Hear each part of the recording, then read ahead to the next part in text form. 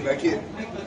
जैसे मुस्लिम लोग जुमा की नमाज पढ़ते हैं, पूरा हिंदुस्तान दुकान बंद करके आते हैं और नमाज पढ़ने बैठते हैं। अगर आप ड्रोन शॉट में ऊपर से तो आपको मालूम पड़ेगा, आप कहते हैं 20 करोड़ है, 30 करोड़ मुस्लिम है। साहब आप देखोगे सारे मुस्लिम एक साथ बैठकर नमाज पढ़ रहे होते हैं। हिंदुओं के पास क्या है?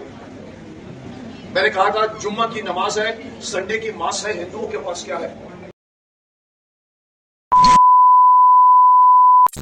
जिस तरह से मैंने मुकेश खन्ना जी की वीडियो को स्टार्टिंग में दिखाते हुए उनकी वीडियो को स्टार्ट करा है, इससे आपके माइंड में क्या पहुंचा होगा? डायरेक्ट वही सीधी सी चीज़ जो आपने देखी, वही पॉजिटिविटी। लेकिन लोगों ने मजाक बनाने के लिए स्टार्टिंग में कौन सी वीडियो को इस्तेमाल करा वो देखिए, और साथ ही साथ में बैकग्राउंड में म्यूजिक भी देखिए कौन सा लगा दिया।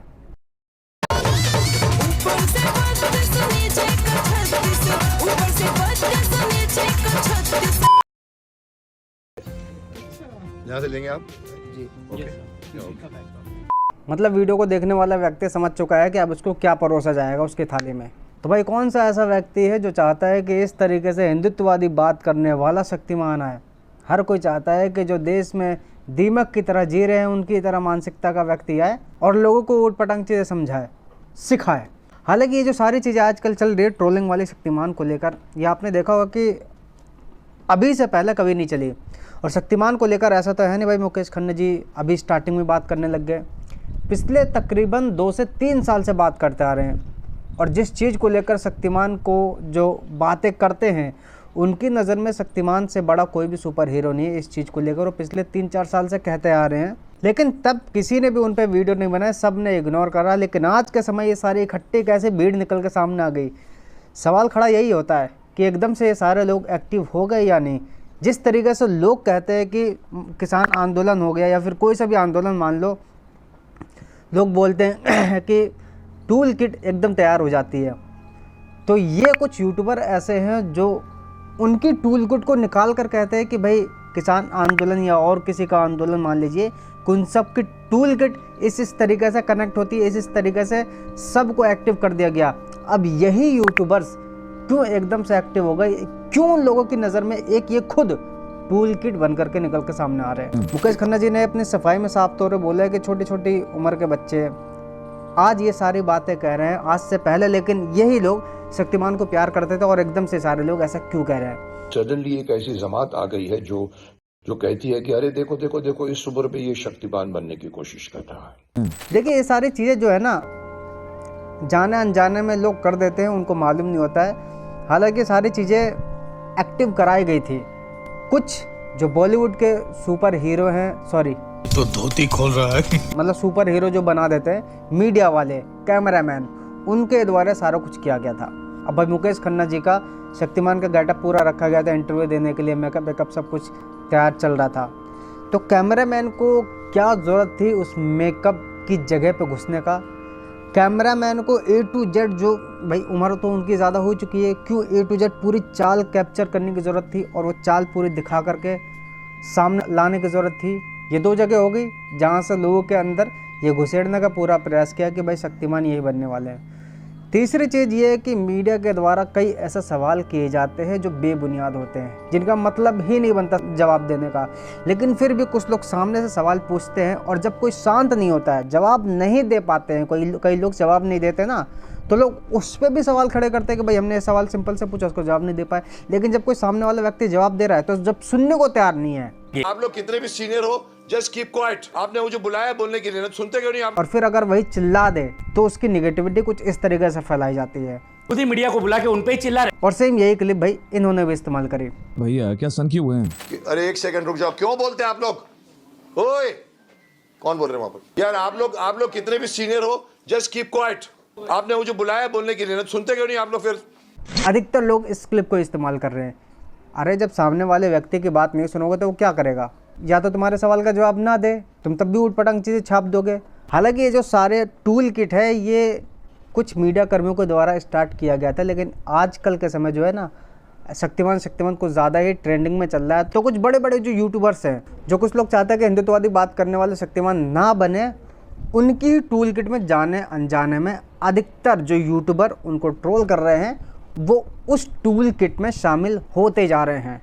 खुद ही मीडिया को बुला के उन पे ही चिल्ला रहे। तो भाई कुछ इस टाइप को चूतिया लोग होते हैं जिनको मालूम ही नहीं होता है कि शक्तिमान ने मीडिया को बुलाया या मीडिया ने शक्तिमान को, और भाई आपके सामने झूठ परोसते रहते हैं। आपने मुझे बुलाया बोलने के लिए ना, सुनते क्यों नहीं आप लोग? फिर खुद ही मीडिया को बुला के उन पे ही चिल्ला रहे।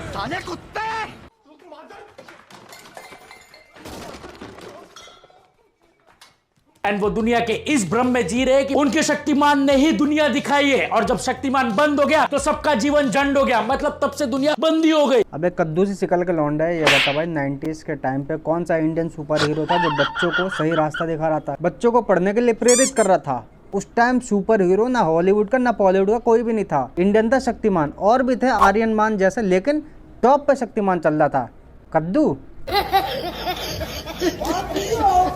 फिर वो आपके दिए हुए क्वेश्चंस अगर भूल गए ना तो उनका पगार मत काट। अबे बैगन ये तो बता दे तुझे वीडियो बनाने के लिए कितना पगार मिला है, अपनी तो थोड़ी पोल पट्टी खोल।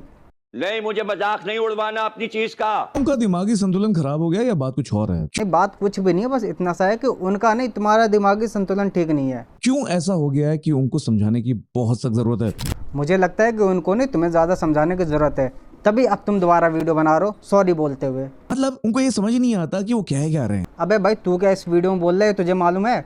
अगर मालूम होता तो तुझे ये दूसरा वीडियो बनाने की जरूरत नहीं पड़ती। जो नहीं है वो उनको लगता है, और जो उनको लगता है वो एक्चुअली में नहीं है। सही में तुझे क्या लगता है ये बता? शक्तिमान की वीएफएक्स क्वालिटी अच्छी नहीं थी। तो बेटा यहाँ भी तुमने थी का प्रयोग करा है ना, उस टाइम पे मतलब जब ये शक्तिमान बन रहा था तब तुम्हारे दिमाग में कहीं से भी नहीं होगा यूट्यूबर बनने के लिए, तब तो यूट्यूब ही नहीं था। अरे बड़ी बात है कि ये भी पैदा हुआ था कि नहीं?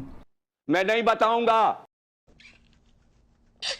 उनके हिसाब से देखा जाए तो शक्तिमान सबसे अलग है, सबसे बेटर कैरेक्टर है। आयरन मैन, सुपरमैन, स्पाइडरमैन सबसे अलग। हाँ अलग इसलिए क्योंकि उस टाइम पे केवल और केवल शक्तिमान था, और उसको देख देख कर ही आयरन मैन फलाना ठिकाना बने हैं। और उनके लिए सबसे अलग इसलिए भी है क्योंकि वो इंडियन सुपर हीरो है फर्स्ट। इनके जैसे लोग हैं जो आयरन मैन और बैटमैन यानी चमगादड़ को पसंद करते हैं, और उनको ही आइडल आज के बच्चों को बनाना चाहते हैं, जो केवल मार धाड़ कर सके, किसी को अच्छी चीजें ना सिखा सके। मुकेश सर ने अपने लाइफ टाइम में सिर्फ 2 ही जाने माने रोल किए हैं, एक शक्तिमान और एक भीष्म पितामह, और बेचारे उसके बाद उन्हीं 2 रोल से बाहर नहीं आ पाए। हाँ भाई ये तो परफेक्ट बात है, क्योंकि जो बड़े रोल करते हैं उनकी छवि ही उस प्रकार से बन जाती है, दोबारा उनको काम मिलना थोड़ा मुश्किल हो जाता है, क्योंकि फिर उनको लोग उसी नजरिए से देखते हो, उसी कैरेक्टर में देखते हैं। जैसे कि अरुण गोविल जी, और जिन्होंने एक भगवान कृष्ण का रोल करा था। नए की भी बात कर रहा हूँ, पुराने की बात कर रहा हूँ, मतलब इनका मान सम्मान आज भी एक अलग लेवल पे है। ये अब भी इतनी बड़ी गलत फहमी में जी रहे हैं कि आजकल के बच्चे भी शक्तिमान को उतने ही चाव से देखेंगे। नहीं सर, हो गया शक्तिमान 25 साल पहले आया था ना, बहुत बढ़िया था, मजा आया था, बस अब जो बात इसने बोली सेम टू सेम यही बात सूरज ने भी ट्वीट करी, जो कि अधिकतर बॉलीवुड मूवी का रिव्यू करता है। नहीं चाहिए शक्तिमान भाई बस। मैं आपका अपमान नहीं करना चाहता, पर शक्तिमान में आप जो वीएफएक्स यूज करते थे ना, वो मेरा एडिटर नींद में बना लेता है। भाई मैं भी तेरा अपमान नहीं करना चाहता हूँ, लेकिन जिस तू बीएफएक्स की बात कर रहा है वो बीएफएक्स फिर से तुझे बता दूं कि जब तू पैदा भी नहीं था तब का बना हुआ है। और आज के यदि बीएफएक्स की बात करी जाए तो शायद तुम लोग को मालूम भी नहीं होगा कि किस तरीके से बीएफएक्स आने वाला है। मतलब एक बंदे ने जो बात बोल दी सेम टू सेम वही रिपीट करते रहो, भेड़ चाल चलते रहो चलते रहो चलते रहो।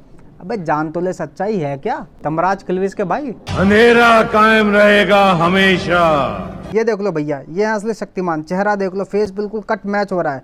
ये आज के बच्चों को नई रास्ता दिखा रहा है, ये आजकल के बच्चों को अच्छी शिक्षा दे रहे हैं, वीडियो में बीच बीच में बिटकॉइन को प्रमोट करते हुए। मिस कर दी। अब ऐसे ही बिटकॉइन अपना नया ऑल टाइम हाई पे है, और इसी के साथ बिटकॉइन तेजी से आगे बढ़ भी रहा है। तो इन्होंने अब दूसरा जो वीडियो बना उसका पार्ट है, ध्यान से देखें इसको। पिछले वीडियो में आई थिंक थोड़ा सा रोस्टिंग स्टाइल और थोड़ा सा ह्यूमरस स्टाइल से बोला, बट अभी मैं थोड़ा सा straight forward, blunt, but the same point of time serious होगी कुछ बातें रखना चाह रहा हूँ। मतलब इन्होंने जो बातें वो बोली, इनके पीछे कोई डंडा लेके खड़ा था या इनके पीछे कोई डंडा दे रहा था, जो इनको मालूम नहीं था क्या क्या बोले जा रहे ऊट पटंग जो भी। लेकिन अब ऐसा बता रहे कि भाई किसी ने इनको भांग खिला के कैमरा खोल दिया और ये बकबक करते जा रहा है। कौन है ये लोग? अबे बोलना कि उसमें गलती हुई तो गलती हुई। खन्ना जस्ट लाइक अ 3-year-old जो किसी को अपना खिलौना नहीं देना चाहता, ये किसी को अपना शक्तिमान नहीं देना चाहते। जैसे ये रूमर्स आए कि ये फिल्म बनने वाली है और रणवीर सिंह नया शक्तिमान बनेगा, मुकेश जी के एकदम नींद टूट गई, फटाफट उठे, अपनी डाइजीन की गोली फांकी और वही कॉस्ट्यूम पहन के चल दिए, हाजी मैं हूं जी शक्तिमान। नहीं बच्चे, मेरा बाबू, मेरा सोना मोना, मुकेश खन्ना जी जानते हैं कि आज के समय कोई बड़े चेहरे की जरूरत नहीं है अपने सीरियल को या फिल्म को हिट कराने के लिए, बस एक अच्छे चेहरे की जरूरत है और अच्छी एक्टिंग की जरूरत है। वो नहीं चाहते हैं कि 83 की तरह सुपर डुपर हिट फिल्म गंदी तरीके से पिट जाए। आए समझ में कुछ? थोड़ा पढ़ाई कर लो और बिटकॉइन का प्रमोशन कर दी ना, बाल वाल कटवा करके अच्छे बढ़िया बाबू बन जाना। ठीक है, एक तो लाइक और शेयर ठोक दीजिए महाकाल का, दबा के लाइक और शेयर ठोक दीजिए, 5000 लौटे दिख जाना चाहिए।